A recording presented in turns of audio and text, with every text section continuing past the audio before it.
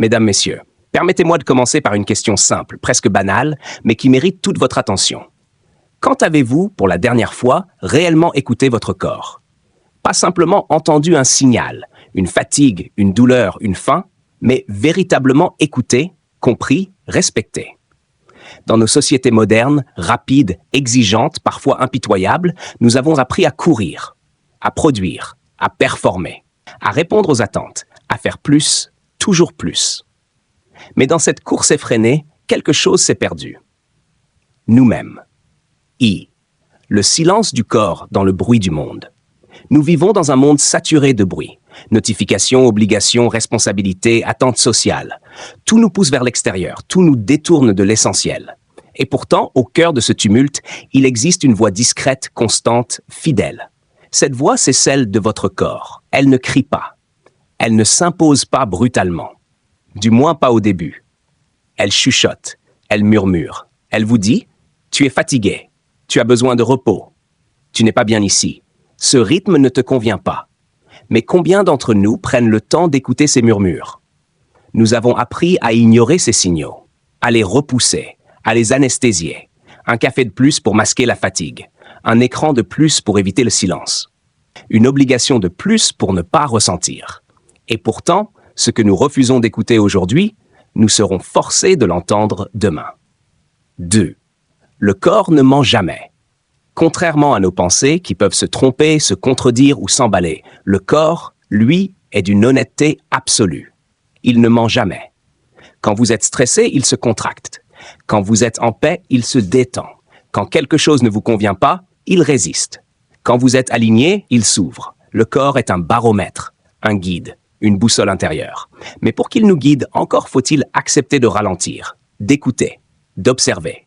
Prenez un instant, respirez, ressentez votre respiration. Est-elle fluide, bloquée, superficielle? Votre corps vous parle déjà. Puis, les conséquences de l'ignorance. Ignorer son corps n'est pas sans conséquences. Cela commence souvent par des signes subtils, une fatigue persistante, des troubles du sommeil, une irritabilité inhabituelle, une perte d'énergie, une sensation diffuse de mal-être. Puis, progressivement, si rien ne change, les signaux deviennent plus forts. Le corps élève la voix. Ce qui était un murmure devient une alerte. Ce qui est un inconfort devient une douleur. Et parfois, ce que nous appelons « tomber malade » n'est rien d'autre que le corps qui nous dit « Tu ne m'as pas écouté, alors maintenant tu vas m'entendre ». Reprendre le dialogue avec soi-même. La bonne nouvelle, mesdames et messieurs, c'est qu'il n'est jamais trop tard. Il n'est jamais trop tard pour réapprendre à écouter. Mais cela demande un choix, un engagement, une transformation. Cela commence par des gestes simples. Prendre des pauses, même courtes. Respirer consciemment. Dormir suffisamment. Manger avec attention. Se reconnecter à ses sensations. Mais au-delà des gestes, il s'agit surtout d'un changement de posture intérieure. Passer de « je dois » à « de quoi ai-je besoin ?» Passer de « je pousse encore » à « je m'écoute enfin ». Écouter ses besoins, un acte de courage. Écouter son corps, ce n'est pas de la faiblesse. C'est du courage. C'est oser dire non quand tout le monde attend un oui. C'est ralentir dans un monde qui valorise la vitesse. C'est se choisir même quand cela dérange. Et soyons honnêtes, cela n'est pas toujours facile, parce que nous avons été conditionnés à faire passer les autres avant nous, à répondre aux attentes, à ne pas décevoir. Mais comment pouvons-nous être pleinement présents pour les autres si nous sommes absents de nous-mêmes? Vice. Le lien entre le corps et l'esprit. Nous avons longtemps séparé le corps et l'esprit, comme s'il s'agissait de deux entités distinctes, mais ils sont intimement liés. Un esprit épuisé affecte le corps. Un corps tendu affecte l'esprit. Écouter son corps, c'est aussi apaiser son mental. C'est retrouver de la clarté, de la présence, de la sérénité. Vzet. Se reconnecter à ses rythmes naturels. La nature fonctionne par cycle. Jour et nuit, activité et repos, expansion et repli, et nous aussi. Mais nous avons tenté de briser ces cycles, de fonctionner en permanence, sans pause, sans récupération. Or, le corps a besoin de rythme, de régularité, d'équilibre. Respecter ses besoins, c'est respecter sa nature. Vite, l'importance du ralentissement. Ralentir ne signifie pas abandonner. Ralentir, c'est ajuster, c'est retrouver un rythme juste, c'est créer de l'espace pour ressentir, pour comprendre, pour être. Dans le silence, dans la lenteur, le corps redevient audible. It's une invitation. Aujourd'hui, je ne vous demande pas de tout changer. Je vous invite simplement à commencer. Ce soir, en rentrant chez vous, prenez 5 minutes. Asseyez-vous, respirez, écoutez. Demandez-vous, comment je me sens vraiment? De quoi ai-je besoin? Qu'est-ce que mon corps essaie de me dire? Et surtout, écoutez la réponse. Is, le langage subtil du corps. Mesdames, messieurs, le corps ne parle pas avec des mots. Il ne formule pas de phrases. Il ne construit pas de discours. Et pourtant, il communique en permanence. Il parle à travers les tensions dans vos épaules, la lourdeur dans votre poitrine, l'énergie dans vos jambes, le nœud dans votre ventre. Chaque sensation est un message. Chaque inconfort est une information. Mais pour comprendre ce langage, il faut développer une qualité rare aujourd'hui, l'attention. Car le corps ne se révèle qu'à ceux qui prennent le temps de l'écouter. Dwith, la fatigue. Un message, pas un obstacle. Nous avons appris à voir la fatigue comme un ennemi, quelque chose à combattre, à dépasser, à ignorer. Mais la fatigue n'est pas un problème. Elle est un signal. Elle dit « tu as donné. Maintenant, tu dois recevoir. » Se reposer n'est pas perdre du temps. Se reposer, c'est se régénérer. Imaginez une machine que l'on ferait fonctionner sans arrêt, sans pause, sans entretien. Combien de temps durerait-elle? Votre corps mérite mieux qu'un traitement mécanique. Il mérite du respect. Le stress, un allié mal compris. Le stress est souvent perçu comme négatif. Pourtant, à l'origine, il est un mécanisme de protection. Il vous prépare à agir, à réagir, à vous adapter. Mais lorsque le stress devient constant, chronique, il perd sa fonction protectrice et devient destructeur. Écouter son corps, c'est reconnaître quand le stress vous aide et quand il vous épuise. C'est savoir dire « stop, c'est trop ». Cadence, l'importance des émotions dans le corps. Les émotions ne vivent pas seulement dans l'esprit.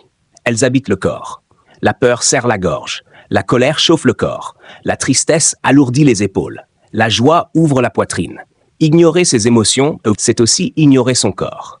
Et souvent, ce que nous refusons de ressentir émotionnellement, le corps le manifeste physiquement. Écouter son corps, c'est donc aussi accueillir ses émotions sans jugement. X, le piège de la performance permanente. Nous vivons dans une culture de performance. Il faut être efficace, productif, disponible, toujours à la hauteur. Mais à force de vouloir être performant, nous devenons déconnectés. Déconnectés de nos limites, déconnectés de nos besoins, déconnectés de notre humanité. Le corps, lui, nous rappelle une vérité essentielle. Nous ne sommes pas des machines. Xs. Apprendre à dire non.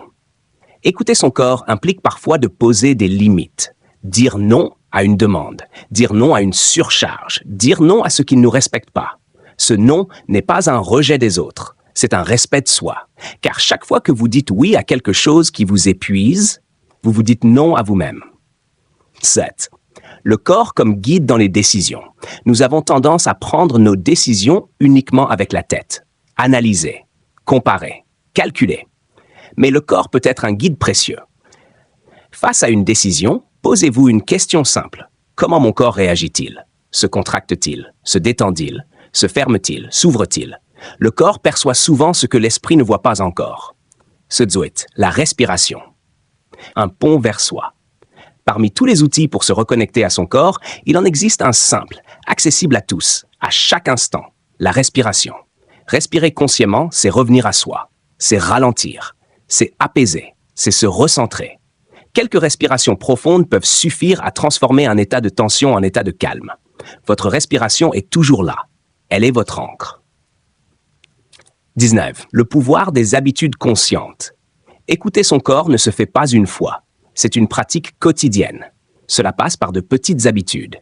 S'étirer le matin, faire une pause dans la journée, marcher en pleine conscience, s'arrêter quand la fatigue arrive, manger en écoutant sa faim. Ces gestes simples, répétés, créent une relation durable avec soi-même. Jixix. Se réapproprier son propre rythme. Chaque individu est unique. Chaque corps a son propre rythme. Certains sont plus énergiques le matin, d'autres le soir. Certains ont besoin de solitude, d'autres de connexion. Il n'existe pas de modèle universel. Écouter son corps, c'est arrêter de se comparer, c'est arrêter de se conformer. C'est commencer à s'honorer. Mesdames, Messieurs, à travers ces réflexions, une idée se dessine peu à peu. Votre corps n'est pas un outil à exploiter. Il est un partenaire à respecter. Et plus vous l'écoutez, plus il vous guide vers une vie juste, équilibrée et profondément humaine. Revenir à soi. Mesdames, Messieurs, écouter son corps, ce n'est pas un luxe, ce n'est pas une option, c'est une nécessité. C'est un chemin de retour vers soi. Dans un monde qui nous pousse à être partout, tout le temps, avec tout le monde, écouter son corps, c'est choisir d'être ici, maintenant, avec soi-même. Et peut-être que finalement, la véritable réussite n'est pas dans ce que nous accomplissons, mais dans notre capacité à vivre en harmonie avec nous-mêmes. Alors, je vous laisse avec cette idée simple mais essentielle.